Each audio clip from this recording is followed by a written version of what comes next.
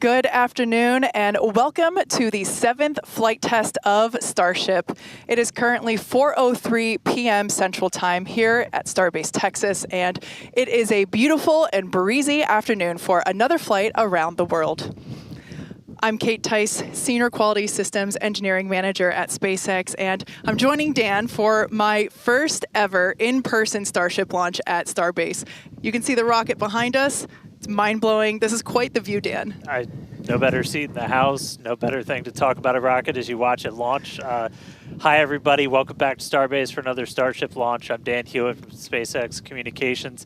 We are at T-minus under 33 minutes and counting. Our T0 time coming a little after the bottom of the hour. Now, Starship program has brought us nonstop excitement back in 2024. This year shaping up to be even bigger. Absolutely. We're looking at even more launches of Starship this year with tons of exciting firsts starting today. Flight 7 has a lot in store, from Starship's next generation upper stage design on its first flight today to deploying the first simulated Starlink satellites and the second booster catch attempt.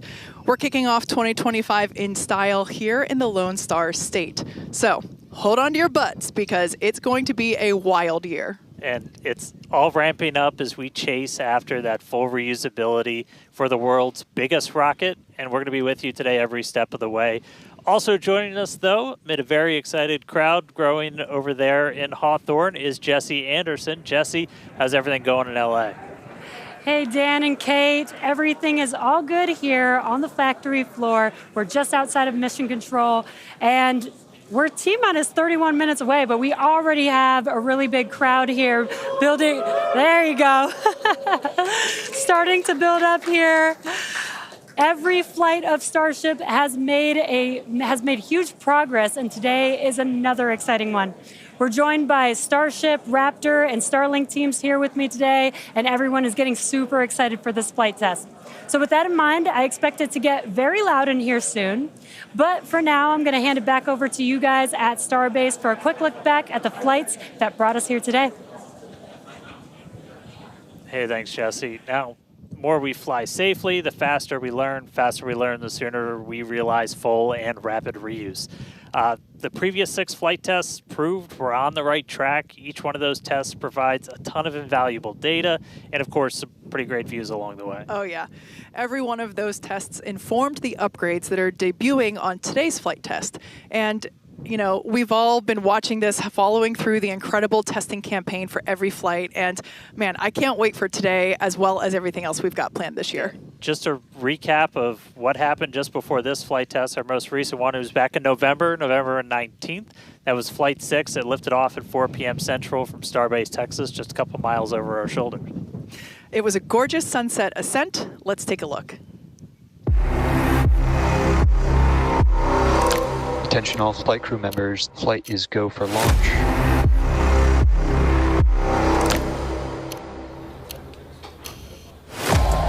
It's been just over a month since Flight 5. The goal is to get that turnaround time down to hours.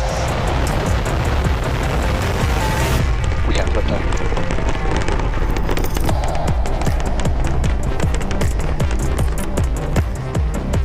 Stage separation.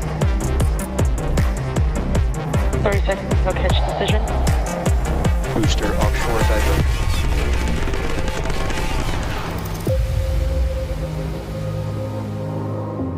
Tune in and watch the ship fly around planet Earth.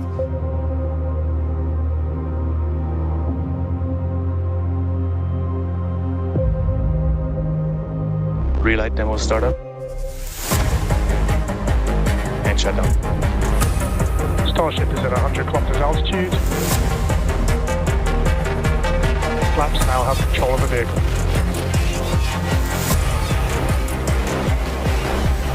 Starship has started the subsonic belly flop.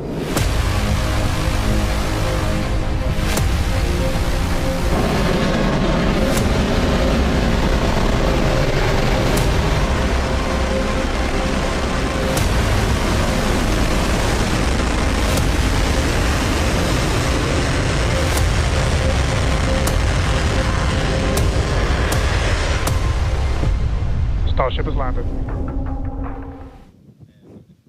All right, now today's flight test is going to look pretty similar profile-wise to that last one and honestly the last couple. So everything starts off, as always, with liftoff. The Super Heavy igniting those 33 Raptor engines. Super Heavy going to power us through that initial ascent, get Starship on its way to space before we get to the hot stage maneuver. Exactly. The ship will then ignite engines while it's still attached to the booster.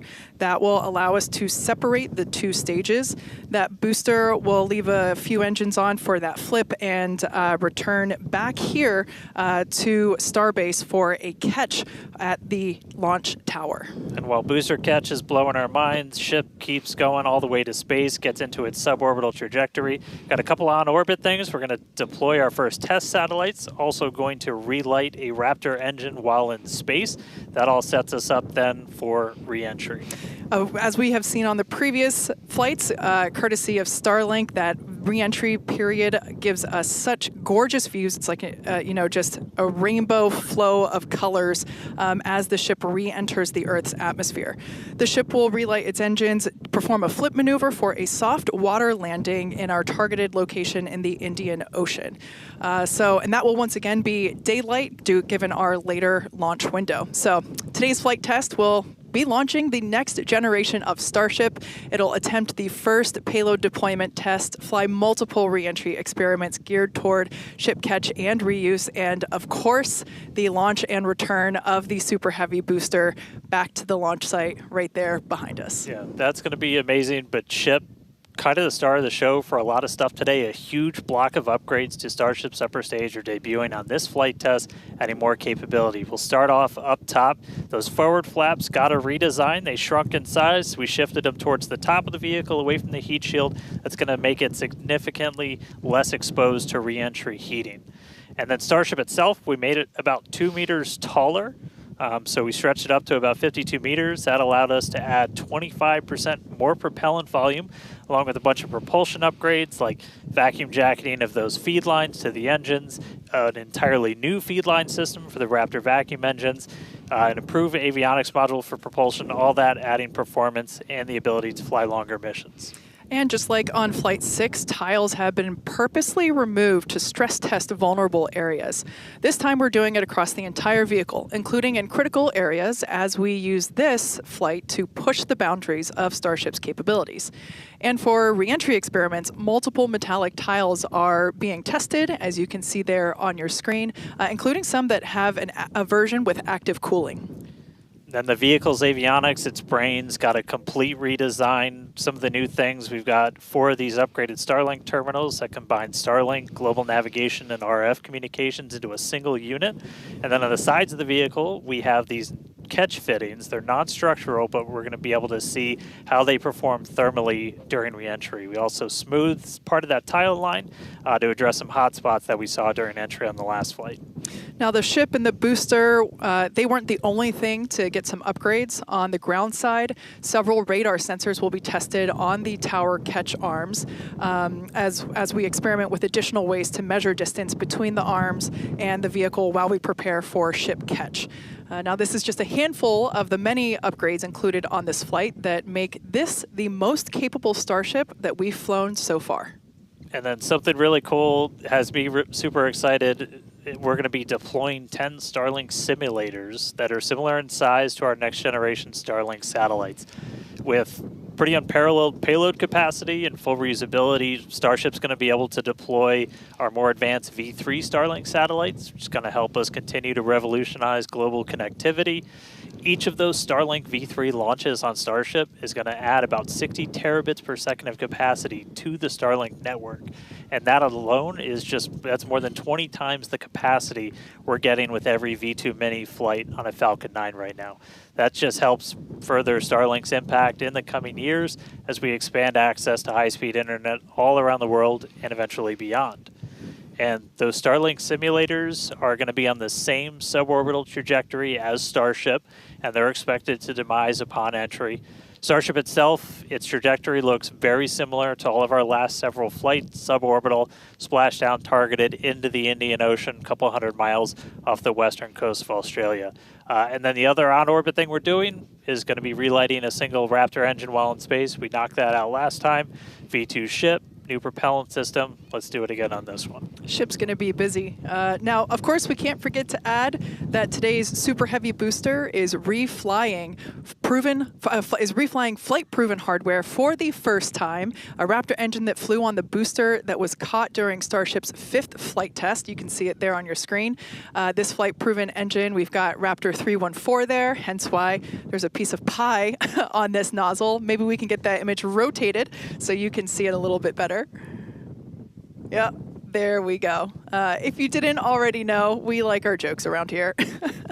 So that's what we have planned for today's flight test, and so far everything is on track as we continue to count down. We're now within 23 minutes of launch. We're at 22 minutes and 52 seconds. Everything continues to look good. Still a little breezy, but that's okay for us. Yeah, we set up our desk in a wind tunnel today. It's probably windier here than it is anywhere else, but weather's cooperating, really clear skies, no rain today, still well within our limits for booster launch or catch. Not tracking any issues on vehicle as we continue to count down. We're still loading prop on board. Our range team also reporting that the range looks like it will be clear at our current T0. So that's super important. We're going to keep an eye on that all the way up to the end.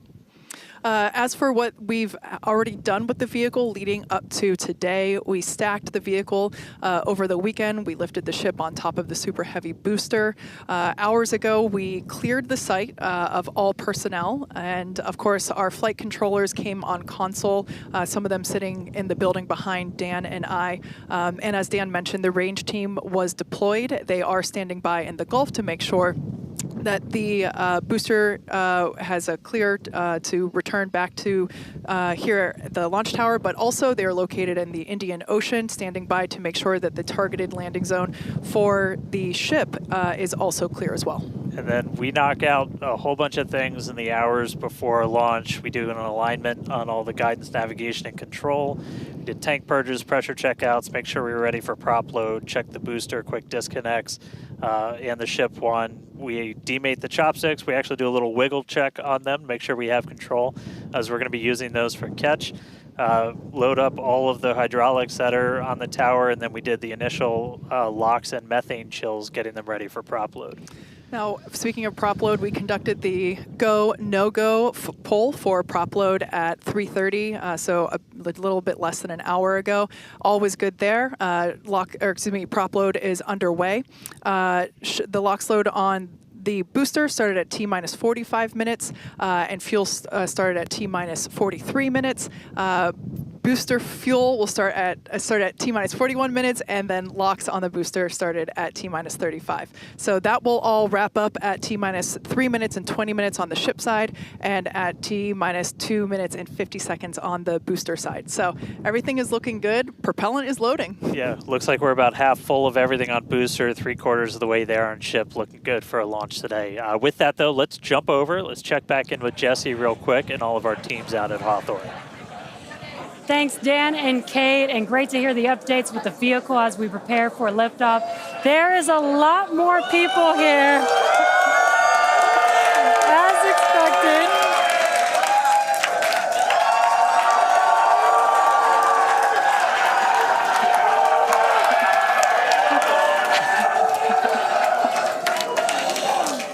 Love it. All the Raptor engines are built here, so there's a lot of that team here in the crowd, so they have a strong connection to the Starship flight today. Every flight test gets us closer to a fully operational Starship, which gets us closer to our ultimate goal to make humanity a multi-planetary species. To establish cities on Mars, we're going to need high-cadence, low-cost flights for cargo and crew. As the only fully reusable rocket with this kind of capability, Starship is the only vehicle in development that will be able to unlock our multi-planet future. Starship uses a first-of-its-kind on-orbit propellant transfer to refuel in orbit in preparation for these long trips. With milestones like ship catch and in-orbit prop transfer coming up, 2025 promises to be huge for Starship and our journey to Mars, with our first trip currently planned for the end of 2026.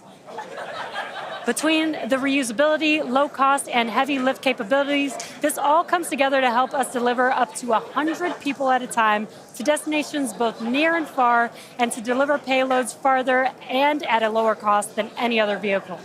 We'll be able to launch more massive payloads than anything else flying or in development today, capable of sending things like giant space telescopes or the next generations of space stations into orbit on a single launch.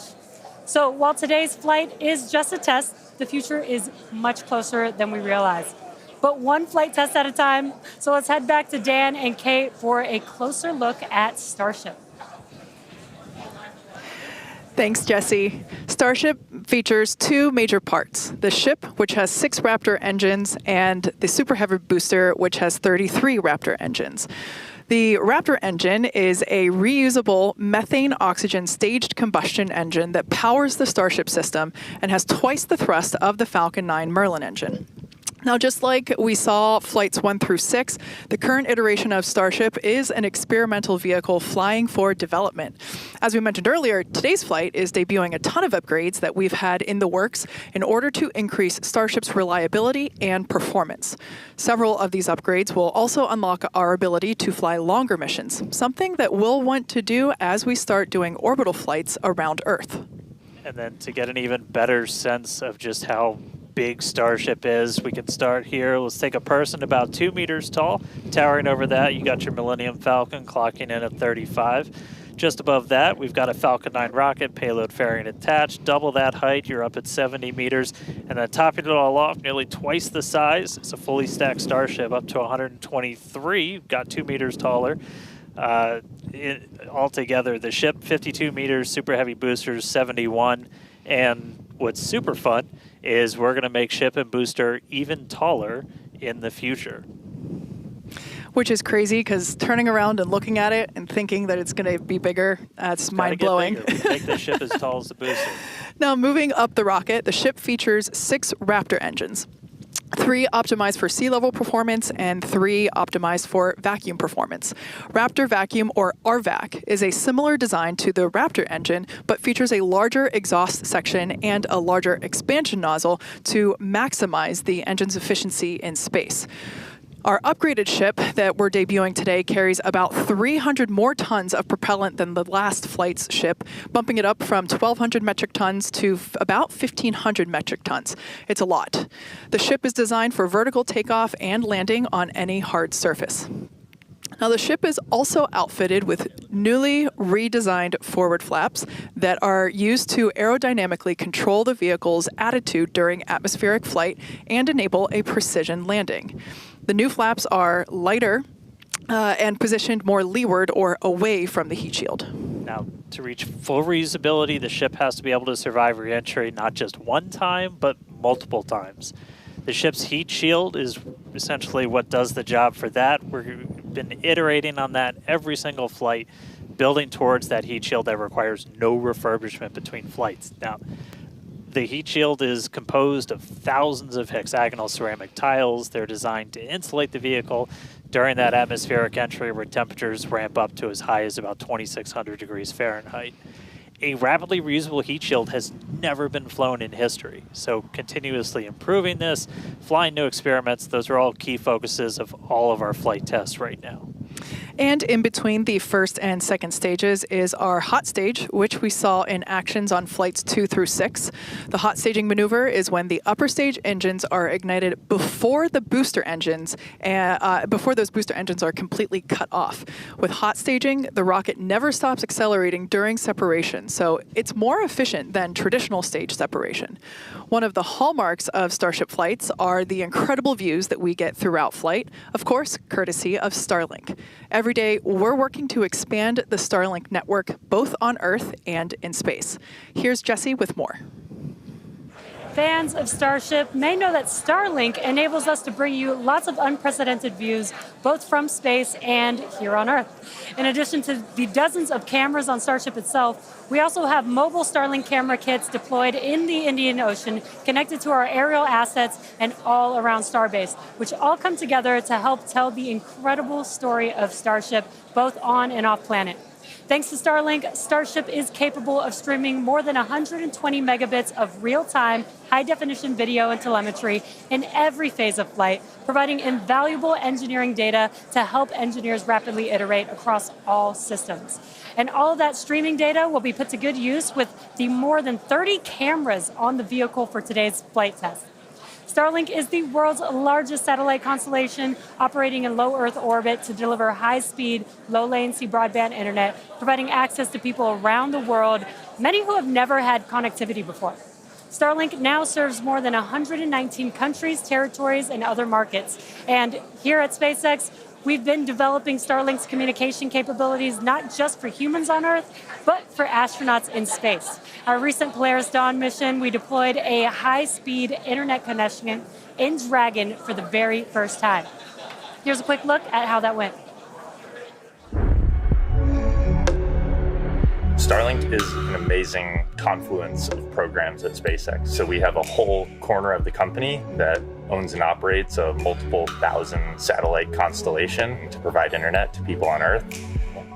So Dragon was modified for Polaris Dawn to have a laser and a Star Trekker inside of the trunk. And then it will obtain internet, both uplink and downlink, through that laser link. And it's connected to a Wi-Fi router, just like you would have in your house. Getting online with Starlink was super easy. It was just like getting online at home, and even easier, perhaps. It just connected automatically and then worked seamlessly. And then it was just internet in space. The Starlink performance on orbit blew us away. It enabled us to talk directly with Mission Control team, and it also enabled us two-way video connection with our families back at home. So it just was an incredible resource. One of my favorite memories is, all four of us in different parts of the spacecraft on phones with our earpieces talking to our families. Get to show them the perspective that we have of Earth. It was very cool to bring them into the mission that way. I was able to show my kids and my husband, what it looked like to be floating in space. I got to show them out the window. Well, my husband even exclaimed that at one point we hung up the call and he called back and I answered and he was like, I called space. Starlink on Dragon is something that we want to include because we have this company within SpaceX that has space-based internet. So what not a better way to test space-based internet in space? From connecting astronauts in space to providing high-speed internet to more than 4.6 million active customers here on Earth, the Starlink team is laser-focused on expanding coverage, increasing speeds, and lowering latency so that we can connect as many as possible around the world and beyond.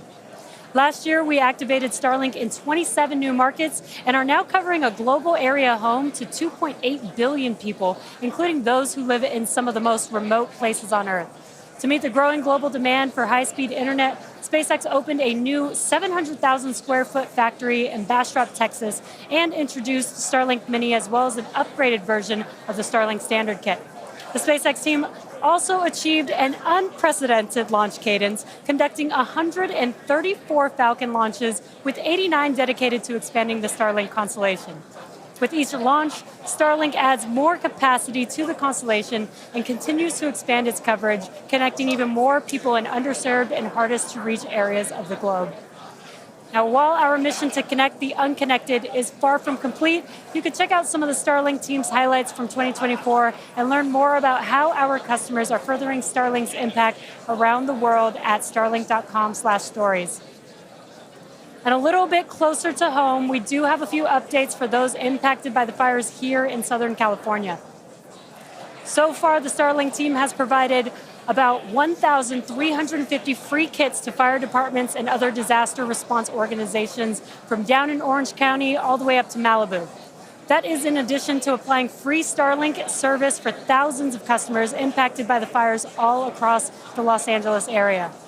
And just as critically, since enabling our direct-to-cell satellites with T-Mobile, more than 120,000 text messages have been sent, allowing those in impacted areas to reach loved ones, text 911, or receive emergency alerts. I've never been prouder to be an employee at SpaceX for moments like that where we can help the people and community around us. Make sure to follow at Starlink on X for updates as we continue to work with local response teams, and check out starlink.com/LA wildfires for for more information on these efforts.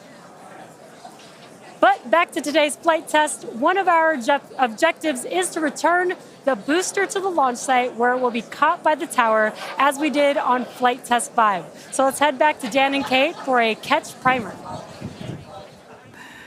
Thanks, Jesse. We are now T-minus 8 minutes and 40 seconds until liftoff. Flight controllers on console there in the building just behind Dan and I.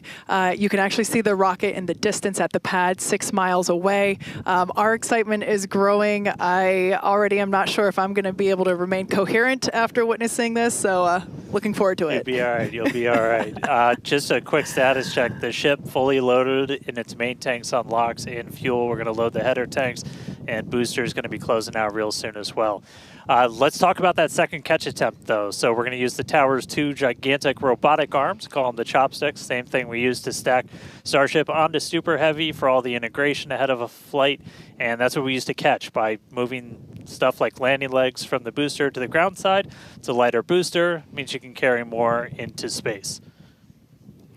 Now, in a nominal operational scenario following liftoff and after the 2 stages separate in flight, Super Heavy will return to the launch site, reignite its engines to slow the vehicle down, and the tower's arms will catch the rocket booster.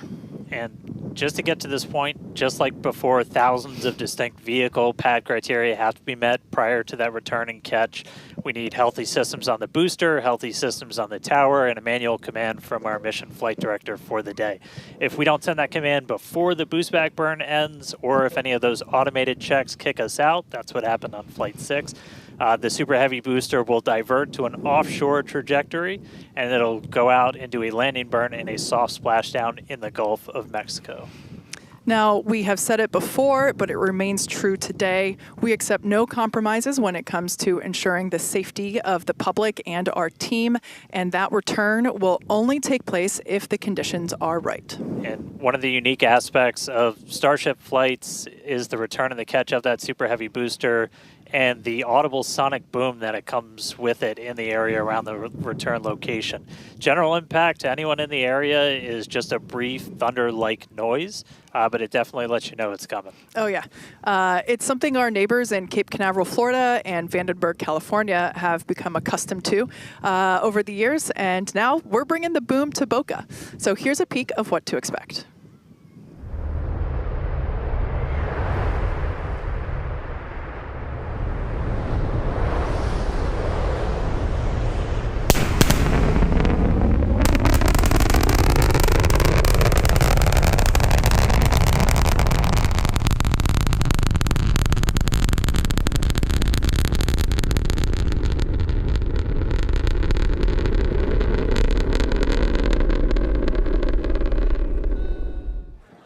As I mentioned earlier, we have Starship, Raptor, and Starlink employees here fully invested in this flight test. And of course, many other SpaceX employees also here across our sites supporting their teammates. Every flight test has been pretty unique, and we're all very excited for another round of firsts, but I'm pretty sure the crowd is looking forward to potentially watching those chopsticks catch another booster. So let's see how excited they are today.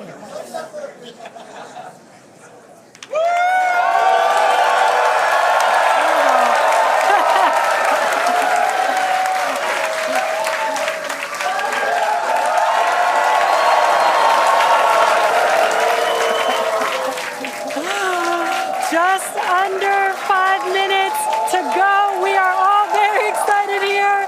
We're going to send it back to you at Starbase for the final minutes of the countdown. Kate and Dan. All right, thank you, Jesse. So if you just tuned in under 5 minutes ago, you picked the right time to do it. Just a quick status check. So we're almost fully loaded on the booster. We'll be fully loaded on the ship, fully loaded on the booster coming up soon. Our range team just reported that we're looking go in the range. That's super important. Great Our news. security guys, Mike, Kyle, Nick, the whole team out there in the elements, making sure everything's clear, doing a fantastic job. And we are coming up on 4 minutes and looking good for launch. Yeah, certainly exciting.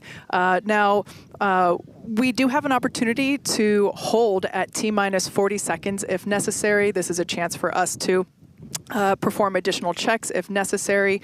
If we, need to repressurize some tanks, or if there's a wayward vessel in the range last minute, opportunity to clear it out. But everything currently looking good. Now, once we pass T-minus 40 seconds, a number of events will occur in rapid succession.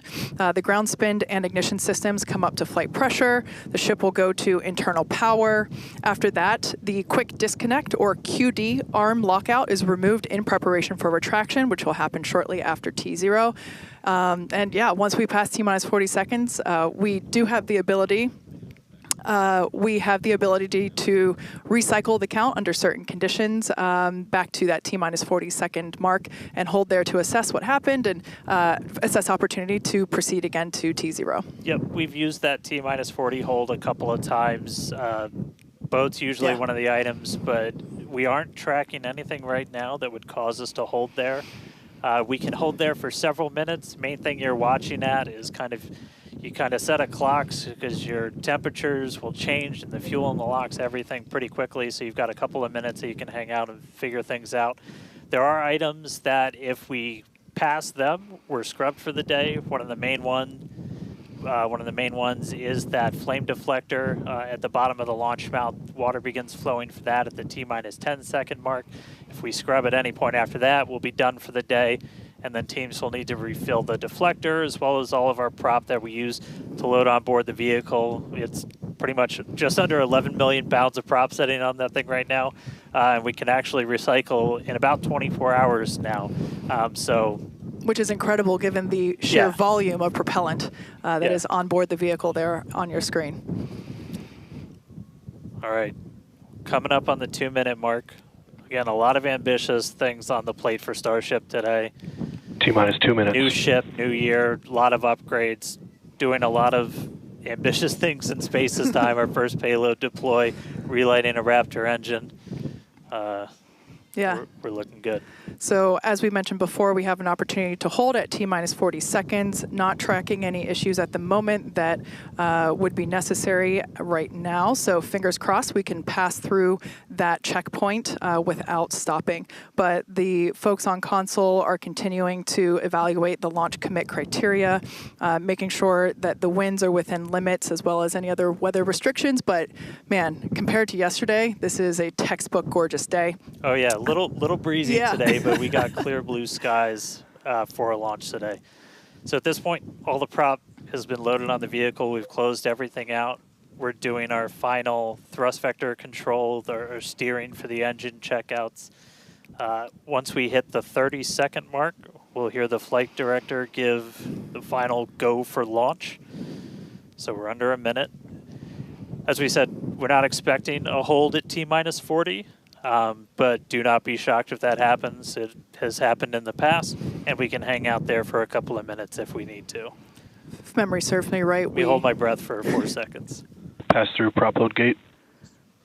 All right, we passed right through that prop load gate. Hot diggity dog. All right, so we're going to let our flight director, Ty Huntington, take it away. Go for launch.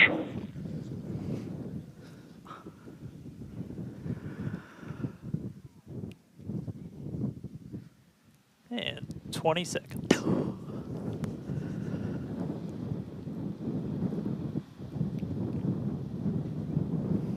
T-minus 10, 9, 8, 7, 6, 5, 4, 3, 2, 1.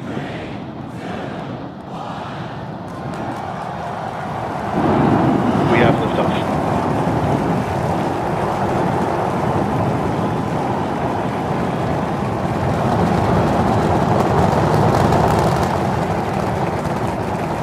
Vehicle's pitching downrange.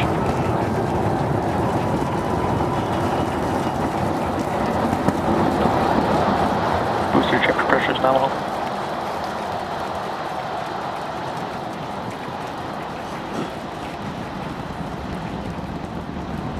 All right, we're more than 30 seconds into flight. Telemetry showing 33 out of 33 engines as it's pitching downrange. Booster and ship, avionics, power, and telemetry nominal.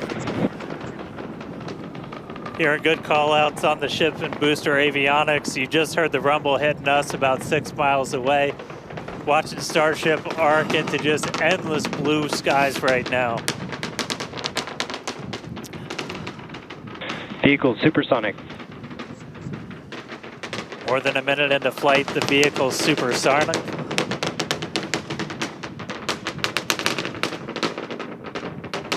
Max Q. So we just passed through max Q. That's the greatest stress the vehicle's going to experience on the way uphill. Reminder that all of our teams down here on the ground are now looking at systems on the tower. They just did a manual check through. That's going to inform that manual flight director's decision. Next moment coming up, though, is going to be hot staging. Don't take your eyes off it. It's one heck of a light show. What a gorgeous ascent. 6 ship engines getting ready to ignite. That's going to happen while we're still attached. We can still see the ship's engines from the ground.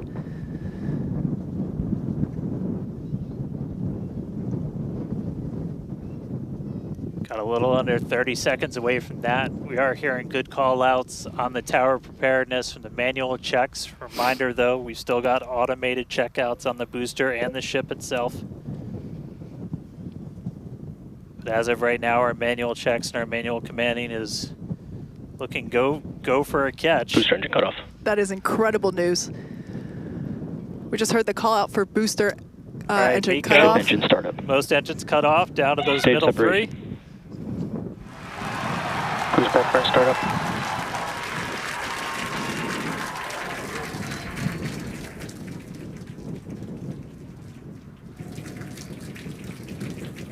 All right, hot stage Raptor, chamber confirmed. pressure's We've got a nominal. booster hopefully on its way back to us, and a ship now making its ascent burn into space. How's it going in Hawthorne, Jesse? It's great over here. You can hear the crowd screaming for every milestone. The booster is now making its way back down to Earth. Looks like we have 12 of those 13 engines ignited. We're using the engines that actually gimbal. We are go for booster return. An excellent call out there. We are go for booster Ship return. avionics, power and telemetry nominal. There's a lot of criteria that needed to line up to ensure that we could have a Boost back safe burn shutdown. booster catch, and it sounds like we got the go for that. And there you can see on your screen, we had we just jettisoned the hot stage, and there's a great, excellent view there of the hot stage floating away from the super heavy booster. Now we've shut down the engines for that boost back burn. That confirms boost back burn is now complete. That was the first of 2 burns required for the vehicle to make its way back down to Earth. And next coming up will be the landing burn. That's going to be 13 of those center engines igniting again. And that will then go down from 13 down to 3 engines just right before we touch down for that booster catch. Now, reminder, our stage 1 objectives are to have a controlled ascent, stage separation, as well as a controlled boost back burn and hot stage as well. So we're looking good for that so far. Some great views there from the ship of Earth. That looks incredible.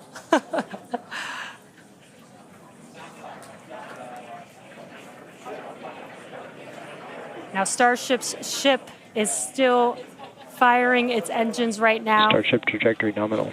And great call outs. Starship trajectory is nominal.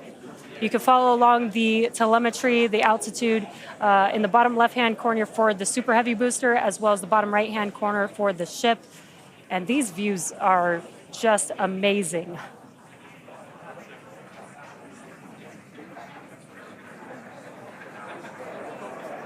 Again, the booster is currently making its way back to the tower today. So we're looking forward to a booster catch with the chopsticks.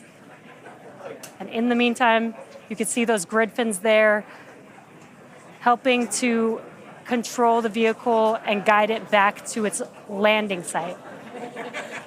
Booster FTS is saved. Now with that, we're going to hand it back. How's it going over there, Dan and Kate? How are you doing, Kate? Seeing that in person? Dan had to take that entire segment because I couldn't talk. That was incredible. There it is. We can see the booster coming back in now through the plume. At least it looks that way to us. It's incredible that it basically returns. It looks like a speeding, just like Ship this Raptor chamber pressure is silver nominal. flare coming back to the. Once again, we are standing by for attempting to catch the booster at the tower. This would be the second tower catch. Booster landing Landing start. burn. Seeing 13 engines. Booster now hovering as it aligns with the tower for catch. Booster coming in. Get Down ready to- for that boom, Kate. Down to 3 engines. Booster landing burn shutdown. Megazilla has caught the booster.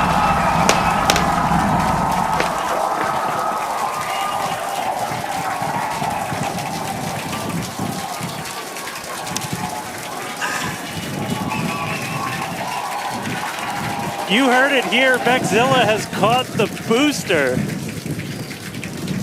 Once again, for the second time, a successful catch by the launch tower. This is the same tower, the launch pad, where that booster took off from just 7.5 minutes ago.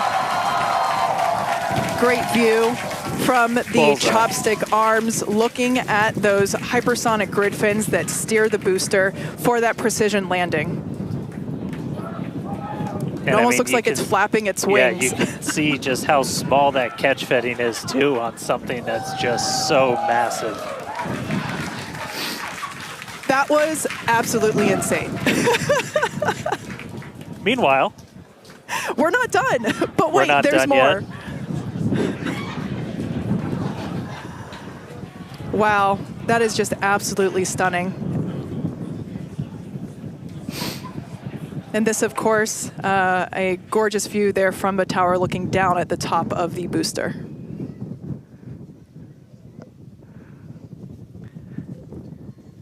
all right, and we are tracking. Now we're standing by for views from the ship, but who can take their eyes off of that incredible sight? That is once again the second catch of a booster back at the launch tower. It was incredible to see it come back down, just this silver flare in the sky. And we can still see the launch plume behind us, and wow, that we definitely I can't speak for you, Dan, but that was very moving for me. Yeah, and right now you can see some of the telemetry on those ship engines has gone out, and we're waiting for an update on what our ship status is. We were approaching that ship engine cutoff time, so just waiting to hear.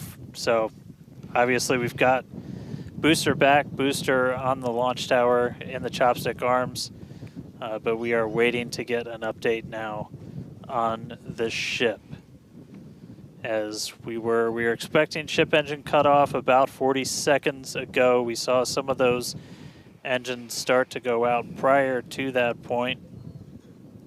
And so right now we are just standing by to try and get the latest word on where we are with ships. So stick with us for just a couple of minutes as we wait to hear some updates. Now, if you just recently joined us, you might want to hit rewind and go back about 9-10 minutes ago to when Starship lifted off from the launch tower that you see there. We had a gorgeous ascent followed by a stage separation where the ship separated from the super heavy booster. The booster performed a flip maneuver and returned back to the Gulf Coast here. There you can see it on your screen. Obviously a successful catch back at the launch tower, which is something that we were all hoping to see and really couldn't ask for a more beautiful background with those blue skies and blue water there. As Dan said, we are standing by for an update on the ship that had ignited its engines and started making its way up to space. So standing by for more info on that. But wow, what an experience to see that take off and for that booster to come back. You can see it there up close on your screen to the place that it launched from.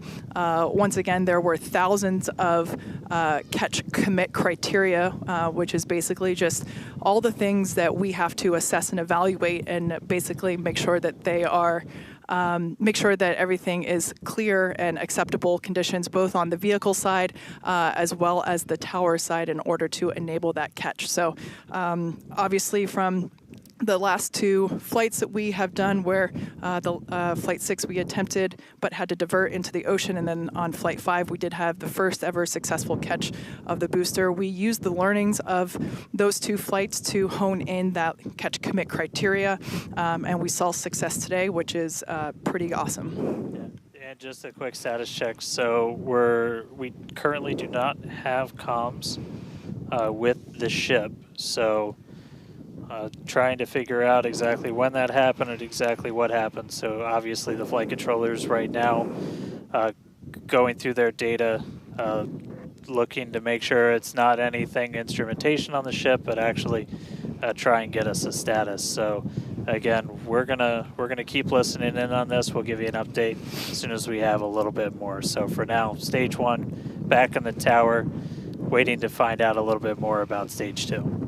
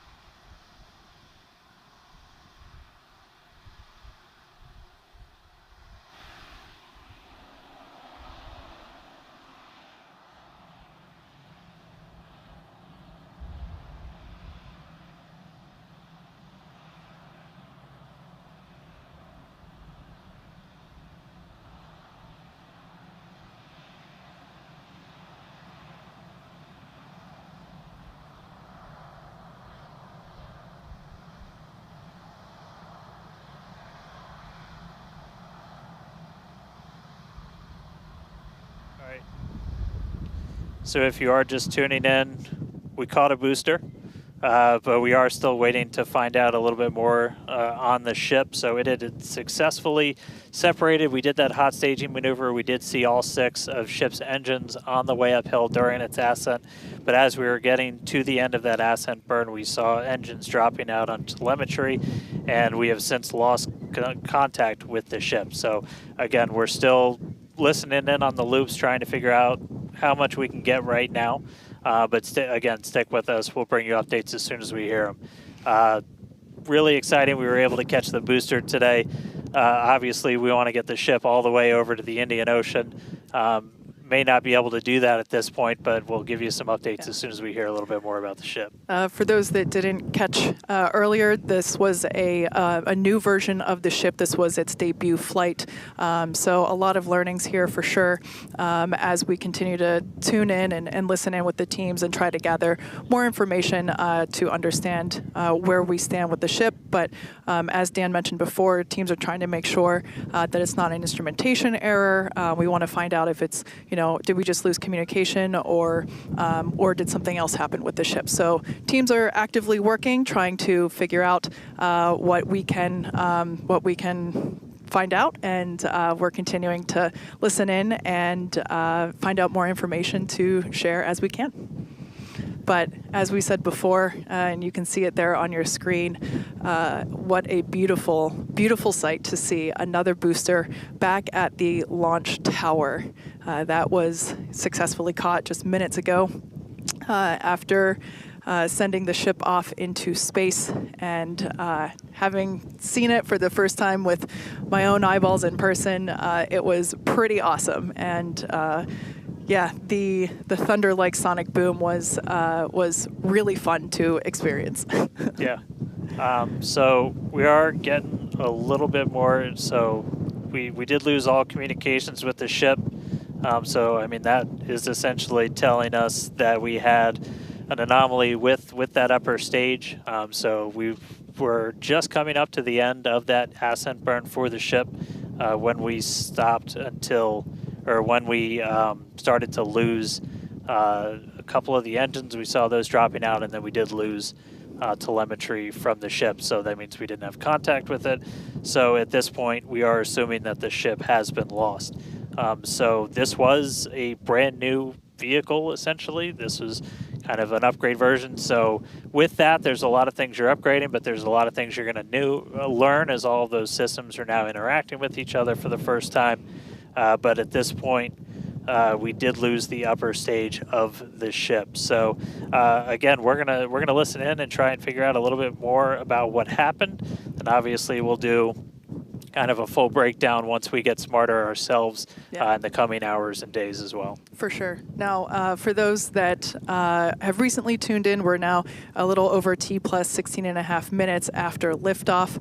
We do believe that we have lost the ship during its ascent phase. It's successfully separated from the Super Heavy booster, but during that ascent phase, a couple of the engines dropped out, and then shortly thereafter, we lost communication with the vehicle. So we are assuming that we have lost the ship, but we are standing by to confirm that, and once we can, we will. But this was a new version of the ship, of Starship, and it was intentionally designed and flown in order to basically test the envelope, as we have done with every one of these test flights, the keyword there being test, and really trying to understand the boundaries and the maximums for the ability of this vehicle to fly and understand where those boundaries are. So we always knew that excitement is guaranteed today, success not guaranteed. And so yeah, we are standing by to see if we can learn more about the status of the ship.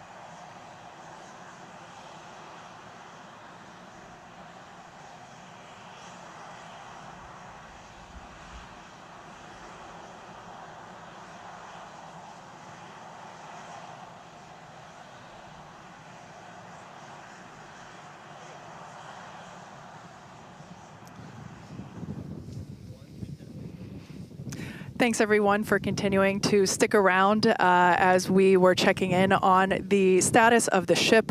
At this point in time, we can confirm that we did lose the ship.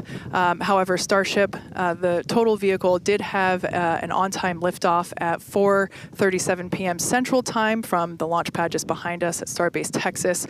Gorgeous ascent and successful stage separation.